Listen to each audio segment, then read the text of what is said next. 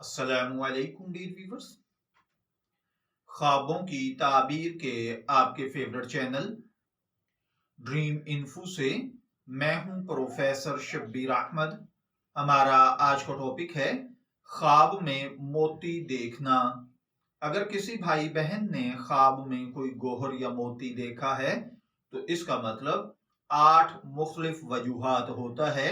Number 1 मालो दौलत, number 2 इलम, नंबर 3 नेक और मशहूर बेटा, नंबर 4 बेशकीमत चीज, नंबर 5 खूबसूरत औरतें, नंबर 6 फायदा मंद बात, नंबर 7 खैर और बरकत, नंबर 8 नेक काम करना।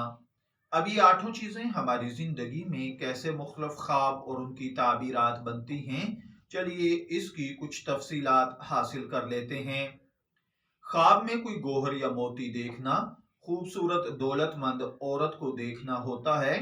अगर कोई देखे कि उसके पास मोती है तो इसका मतलब है कि खुदा न खास्ता ख्वाब देखने वाला अपनी बीवी को तलाक देगा।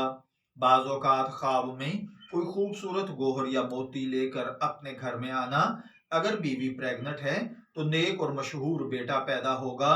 अगर आप गैर शादीशुदा हैं तो नेक और दौलतमंद औरत से शादी करेंगे, और अगर आप शादीशुदा भी हैं, औलाद भी है, तो फिर बाज़ औक़ात ख्वाब के अंदर कोई मोती देखना, नेक सालेह औरतों के साथ खुश उसलूबी से पेश आना, घर वाली खवातीन का ख्याल रखना, उनकी खिदमत करना होता है। बदमिजाज बुरे करैक्टर के लोगों के लिए ख्वाब के अंदर मोती बेचना औरतों की दलाली करना, बेवा की दलाली करना है। ख्वाब के अंदर मोती में सुराख होना, किसी इल्म का हासिल होना, किसी राज की बात का पता चलना या कमारी और बेवा औरतों की दलाली है।